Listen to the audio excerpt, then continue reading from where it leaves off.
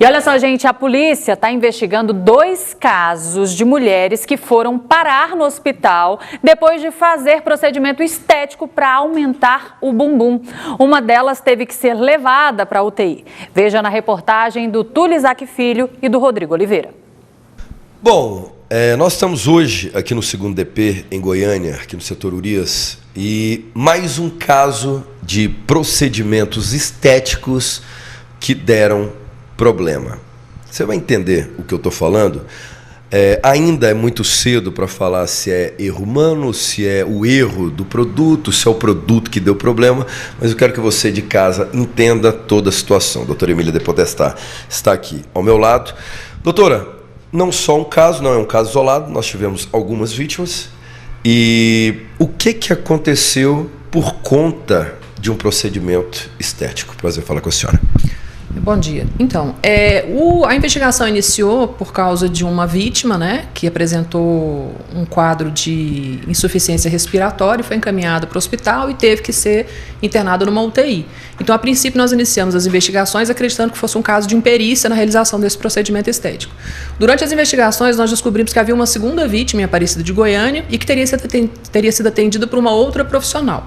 Mas entre os 2 casos havia a semelhança de que a utilização do mesmo produto. Então a gente começou a suspeitar que talvez pudesse haver alguma questão com o produto que pudesse estar causando todo esse mal.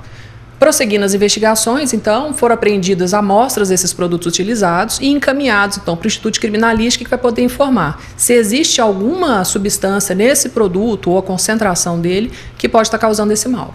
Que produto é esse e qual a finalidade dele também para o uso estético? Ele é um produto preenchedor, utilizado para fins estéticos, para volumerizar. Então, ele é aplicado para dar volume em glúteos, em face, em outras partes do corpo. Esse laboratório é goiano, é fora, tem sede aqui? Como é que é essa situação? O laboratório é do estado de São Paulo e existe uma indústria terceirizada dele aqui em Goiás, que estaria produzindo esse produto. E um caso que chama atenção, uma coincidência, é que todas as vítimas ali, após o uso, foram parar na UTI em estado gravíssimo. Isso, as 2 vítimas foram internadas em hospitais apresentando os mesmos sintomas e existem indícios de que hajam outras, Então nós estamos investigando nesse sentido. Uma questão interessante é que durante as investigações nós percebemos que para esse produto não existia autorização da Anvisa, apesar de existir uma numeração ali na caixa, que fazia as profissionais acreditarem que era um produto regularizado.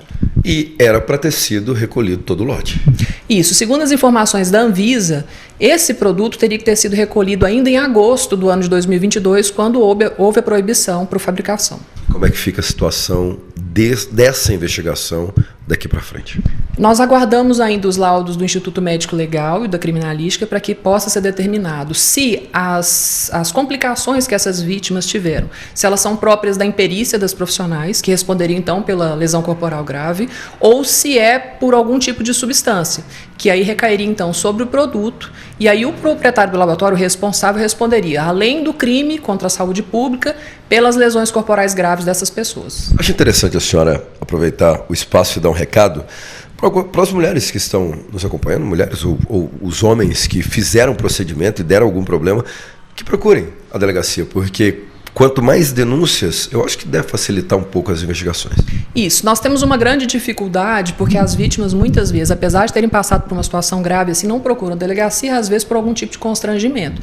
Isso prejudica um pouco o trabalho, porque o ideal seria que a gente conseguisse identificar e acabar com todas as dúvidas em relação ao fato de ser o produto. Porque assim a gente conseguiria, então, alertar as pessoas de uma forma mais eficiente, e evitar que outras pessoas sejam vitimadas. Como é que as pessoas procuram aqui o 2º DP? Elas podem registrar a ocorrência em qualquer delegacia mais próxima. As ocorrências estão sendo canalizadas todas aqui para o 2º DP a princípio. A gente aguarda a determinação da Polícia Civil se as investigações vão ficar todas com essa delegacia ou se vão ser passadas por alguma outra delegacia.